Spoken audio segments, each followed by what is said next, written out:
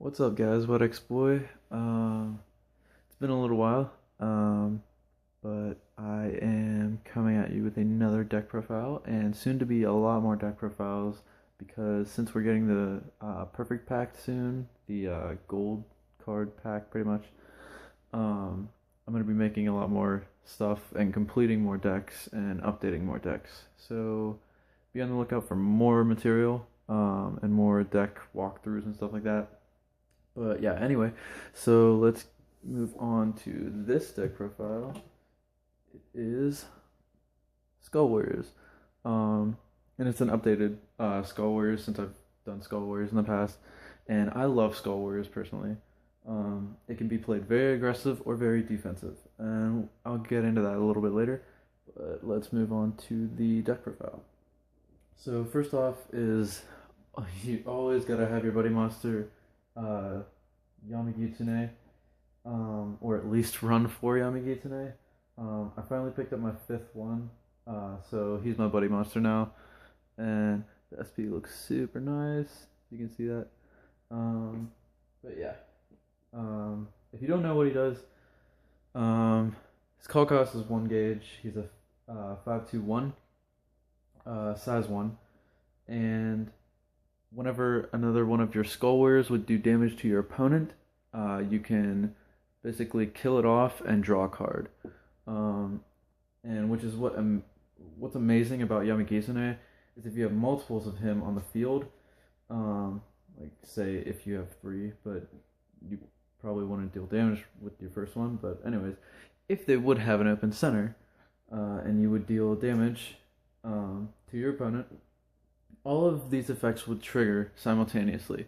That you would meet the condition of the effect, and you have the option to finish the effect. So you would all of these would trigger. You would activate all of them.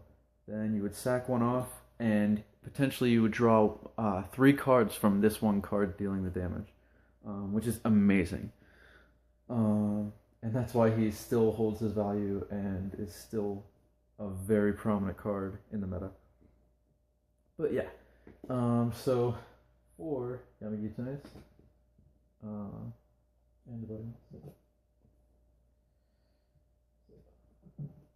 and then the next card is Bloody Knife Kimensai.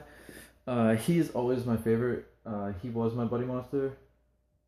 And I still play 4 of them because I still play very aggressive in Skull Warriors. He's a free cost, but he dies at the end of the turn, which is kind of a downside, but he's still very nice. He's a size 1 with Penetrate that has 2 crit. Any size 1 with Penetrate that has 2 crit and a free cost is amazing, because you can bring multiples of them out and stack up their attack. His attack actually isn't that bad either, it's 4, which is pretty good. Hits a lot of small monsters, hits pretty much everything that Dungeon Person would main.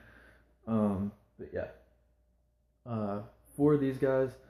And he also helps when you have your Yamagitsune out. You can penetrate for 2 damage, and you can sack him off and get rid of their middle monster to open up their middle. And you just did damage, so you can activate Yamagitsune's effect. A really good card. You can play however many you want, but I just play 4 just because I'm a little bit more aggressive build. Next is 3 Undefeatable. He is very good. He is an amazing resource card in Skull Warriors. He's a 4/2/1 free cost, although you can't call him to the center, even though you never would because of his 1 defense. But if you're in a sticky situation, you wouldn't even be able to call him. So yeah. But anyways, his following effect is at the end of your turn, instead of your Skull Warriors dying off at the end, such as Bloody Knife Kimensai, you can send them to the gauge to become a renewable resource. So whenever you have Return from the Underworld out, you can just keep bringing things back very easily, which is so good. So 3 of these. I was running 4 until this guy came out, and I might actually cut it down to 2. just because of this guy, because he's so amazing. But yeah, 3 of these guys, they're very good. So next is 3 Demon Kid. Demon Kid is amazing. He's a new promo out of the new volume promo set, and he's a 6/2/1 free cost. Whenever you bring him back from the drop zone, you get you take the top card of your deck and put it into your gauge. So he's pretty much a free cost if you bring him back using Return from the Underworld, which is awesome. And it can set up for even more plays, even your OTKs. It helps with so much. He does die at the end of the turn, but that's what Undefeatable is for. You can send him to the gauge at the end of the turn, and you plus, which is so good. He's also a 6 attack, which is amazing. He hits most everything now. So next is my 1-ofs. Skull Warriors, you're going to have some 1-ofs just because they're very toolboxy. So my first 1-of is Despair of... I forget his name. He's 5/3/5, size 1. He costs 2 gauge and he dies at the end of the turn. But you will never pay the 2 gauge because you will always try and get him in the drop zone just to pay the 1 gauge to bring him out. But he's a very solid card. He's a 5/3/5. The 3 crit helps for your OTKs. The 5/5 is amazing just because it gets around some of the cards like in Ancient World, where it can kill monsters with power of 2,000 attack or 2,000 defense. It helps get around that kind of stuff, which is nice. Next is another 1-of Godzilla. I used to run him as, I think, a 2 or 3, just because of his attack. He's a free cost, size 1. He's a 7/2/2. He dies at the end of the turn, but I usually just run 1 just because of his 7k attack. Because, again, he can hit a lot of things with that 7 attack. So, yeah, 1 of him. Next, my size 2s. I run 3 Garo. Again, another sweet looking SP. Yeah. But Garo is a 3/2/5, size 2. He's a free cost, and then he has the ability of you can pay a gauge, and if you do, he gains double attack, and he gets +3 attack for that turn, and then he dies at the end if you do that. So what you can do, since it's an act ability, you can pay multiple times and then stack up that attack so he can hit big numbers. And he has double attack, so he'll swing again, which is really good, which is to clear their center and then go in for your OTKs and stuff like that. So 3 of them. Might cut it down to 2 because of this guy. Another card that we just got. I run 2 Cat Shadow. He's a 5/2/4. You pay 1 life. It's call cost. And then he has the ability of whenever he enters the field, you can ditch a card from your hand to set up for your OTKs and stuff like that. And if you do, you can search your deck for a Demon Way set spell. Gee, I wonder what Demon Way set spell you're going to be searching for. But yeah, he doesn't die at the end of the turn, which is nice, so he can be a body in your center if you want to put him in the center. So he won't die at the end of the turn. His cost is kind of heavy because you're going to be paying a life and ditching a card. The ditching a card helps because you're going to be setting up for your next turn or like that turn. But the paying a life is kind of harsh, which is why I'm running 2 right now. Only because Katana World barely has any life gain.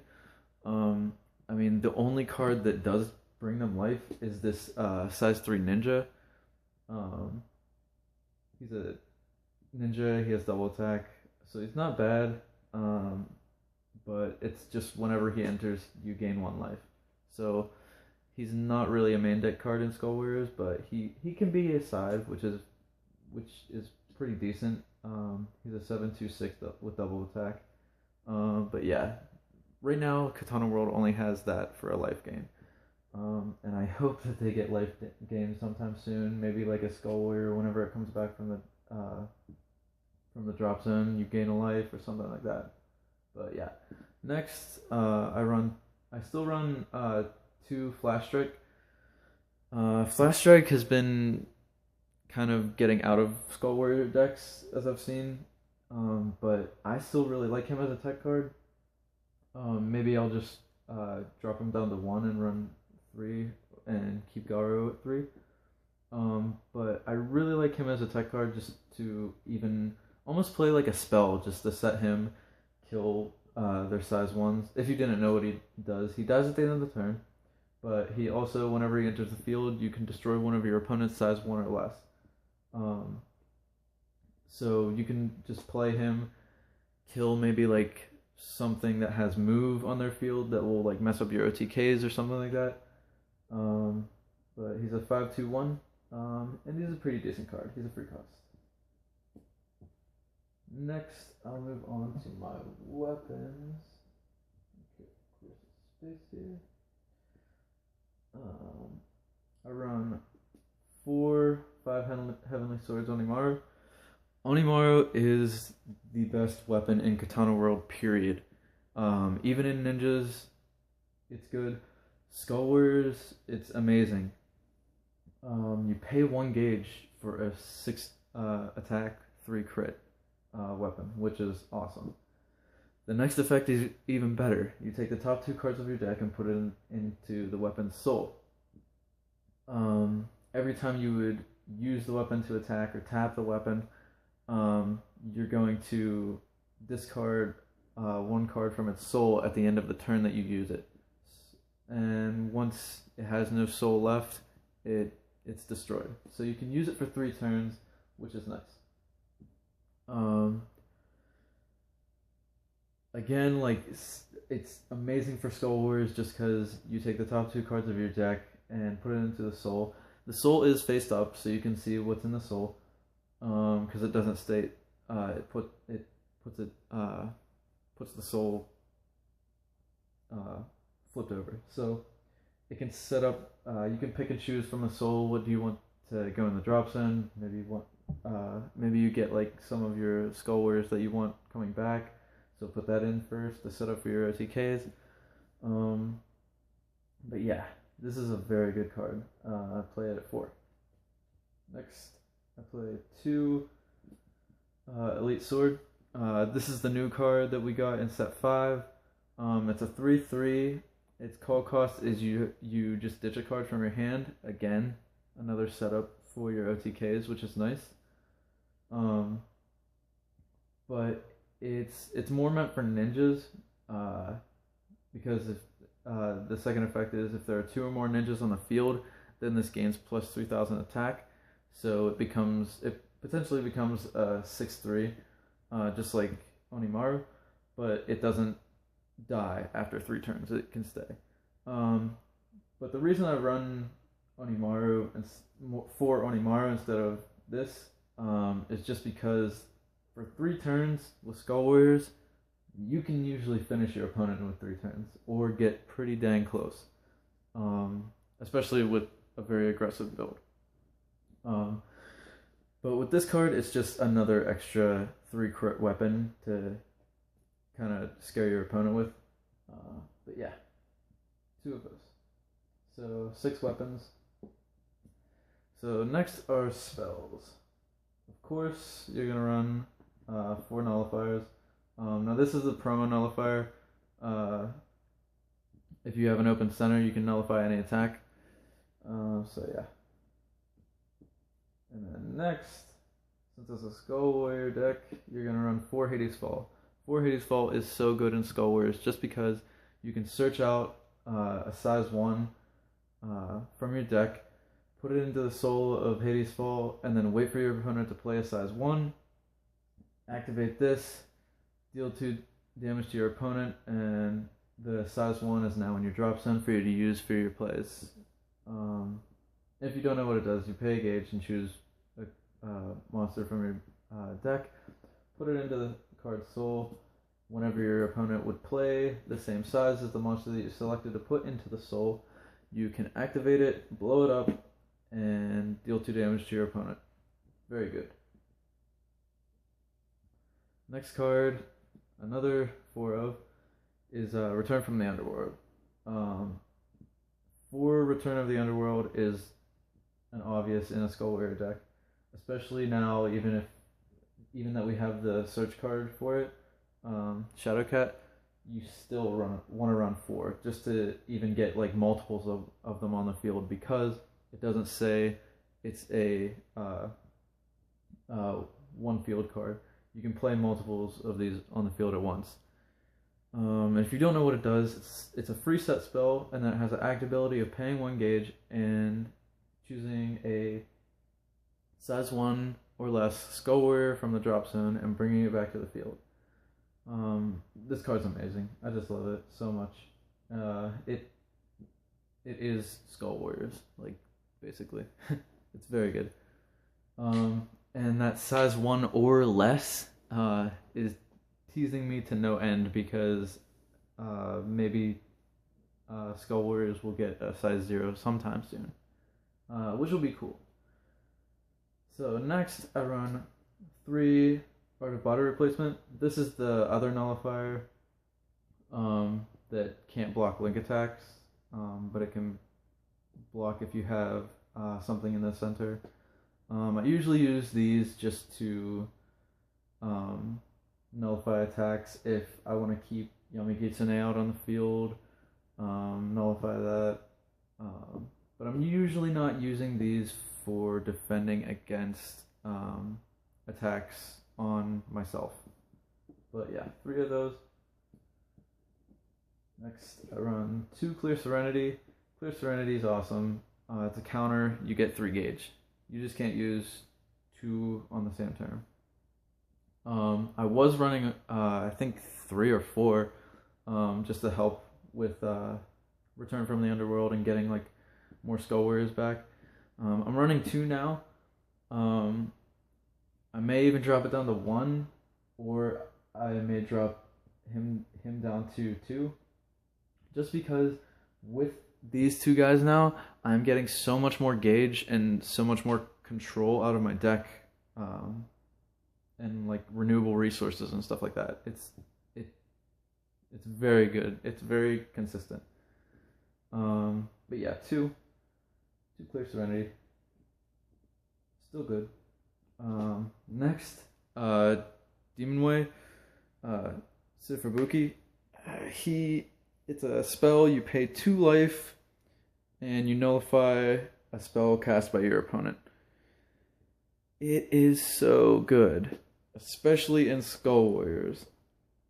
You're going to be playing multiple, like a ton of size 1s, so you can link attack with everything. Well, first of all, you can get their center open. Then you link attack with everything. They throw down a nullifier. You throw down that and pay 2 life, and they'll take possibly like 8 damage, maybe. I think like 9 at the most. But yeah, you just see you just link attack with everything. They'll throw down a shield, and you'll just throw down this, and they'll have a bad day. It's such a good card. But again, the 2 life can be costly. That's why I only run 2. Next is a 1-of. This is another new card, Water Technique. It's very good. It's Oops, if you ever play Magic World. You pay 2 gauge, counter, return a monster, item, or spell from the field to the owner hand. Helps with getting their center open. It helps with other just annoying set spells or annoying weapons or anything like that. Facing dungeon or danger with their crazy good weapons. It's just very good. Next is another 1-of, Strike with the Back of My Sword. Since I'm playing this deck very aggressive, I'm just running this at 1. I was testing it at 2, but I just kind of like it at 1. If I get it, I get it. If I don't, it's whatever. If you don't know what this is, it's a free cost counter spell. Whenever you would deal damage with your weapon, you can play this and deals an extra 2 damage. And then if your opponent life would go to 0 because of this, their life would become 1. So you can't kill your opponent with this, but you can get them, you can just kind of burn them. It's very good. I like it, especially just as a one-of. Next, I just run one of the impacts. The Skull Warrior impact is so good. It only costs 2 gauge. With all the threatening, scary things that you're going to be doing, you're going to be dwindling their hand size down. So with this, you have to have them at 4 life or less. You have to have them at 2 cards in hand or less. And neither you nor your opponent can have a monster in the center. So whenever you play this, just make sure that you have something in the middle that will die at the end of the turn, or that you use Yamagitane's effect to clear your center or something like that. But this is such an easy impact to get off compared to any other impact pretty much in the game.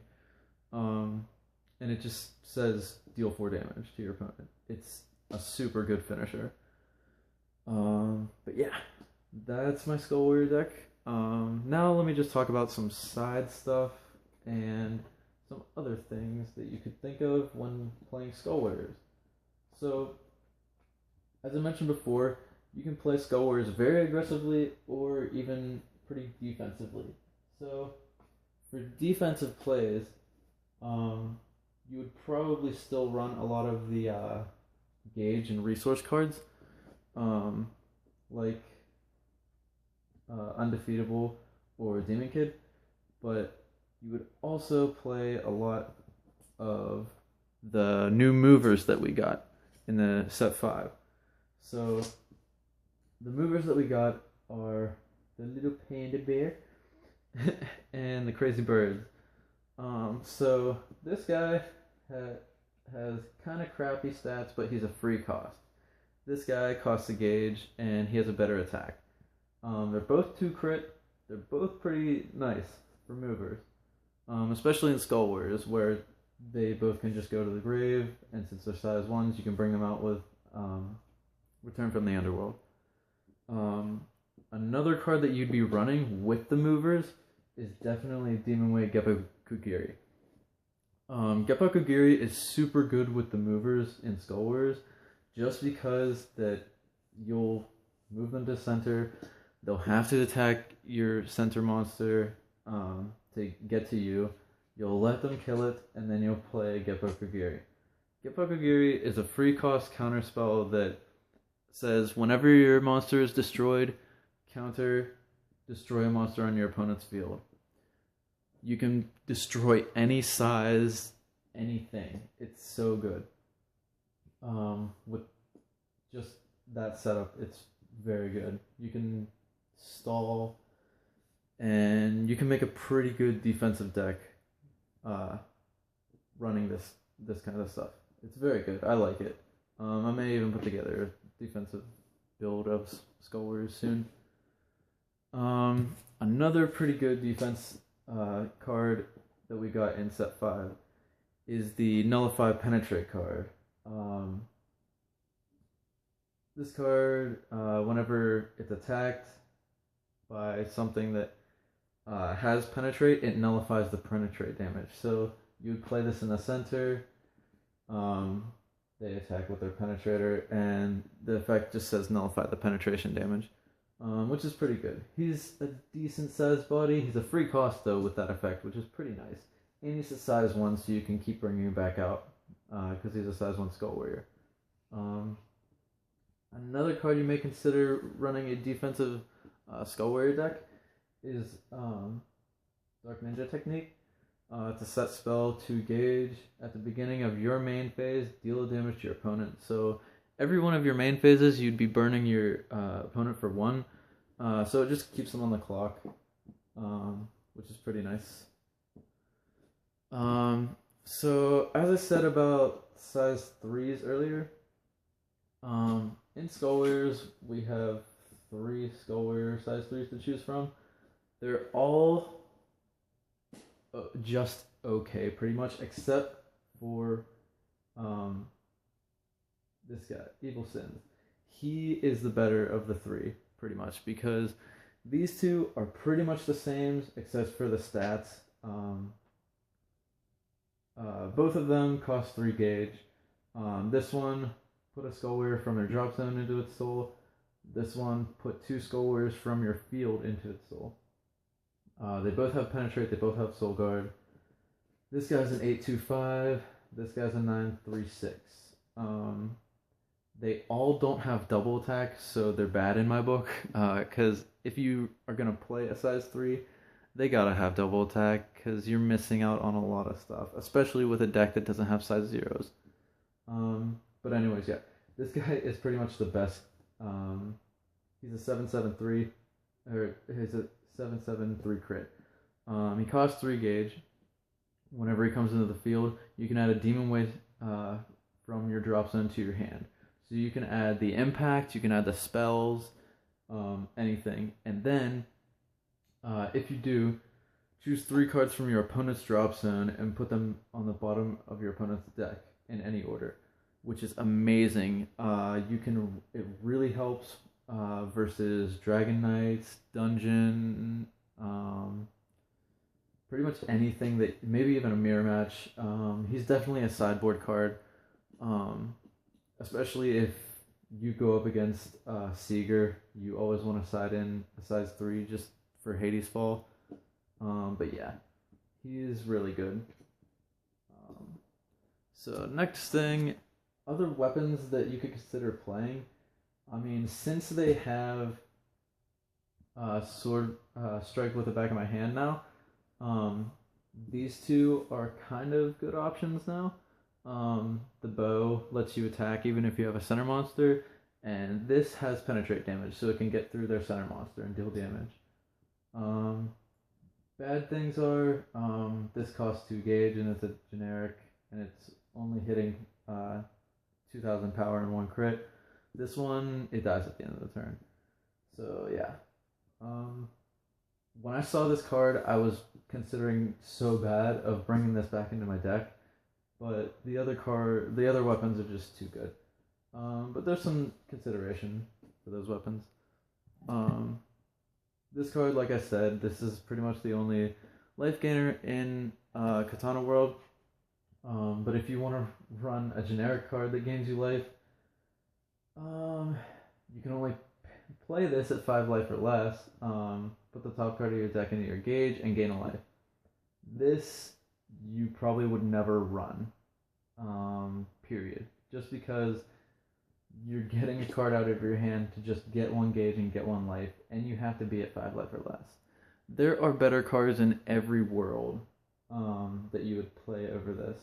But again, this is just another card to gain a life. So yeah.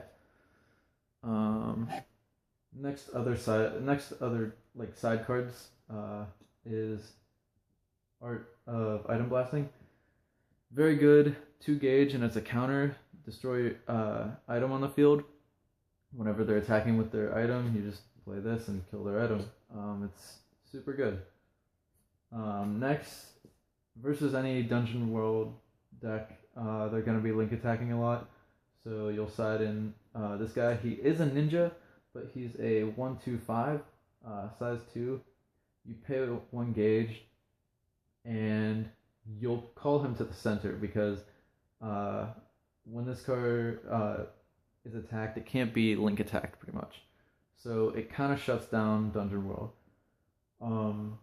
They do have another card that Katana World has another card that says they can't link attack, but this card's way better just because whenever it enters the field, you can look at your opponent's hand as well, which is super good.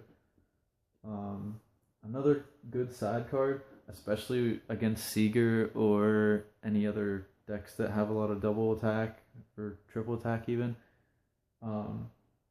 is Ninja Arts Snake Gaze. It's very good. You do have to pay a life, which is again another stupid kind of life thing. But it's a counter and tap your opponent's monster. So they go to enter battle, play this, and tap a monster. Pretty much shuts down their turn. Pretty good. Now, other decks, Skull Warriors, I have seen play some formations. I just think it takes too much room up in the deck, even though you will probably play like one or two of the formations and then just one of the other impacts. Things to think about with the formation, you will probably have enough gauge now to play this more, just because of all the renewable resources Skull Warriors have now. Although I still just think it's too much like room in your deck just to take up. But yeah, this is definitely for ninjas because they can search it out a lot better and everything. And they also got the new, better super leader formation and whatnot. So yeah, that's my Skull Warriors deck. I think I pretty much hit everything that I wanted to hit. So I hope that you guys hit the like button. Please let me know how you like my deck.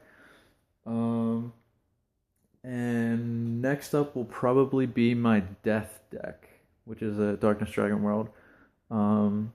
So yeah, thank you guys for watching, and see you later.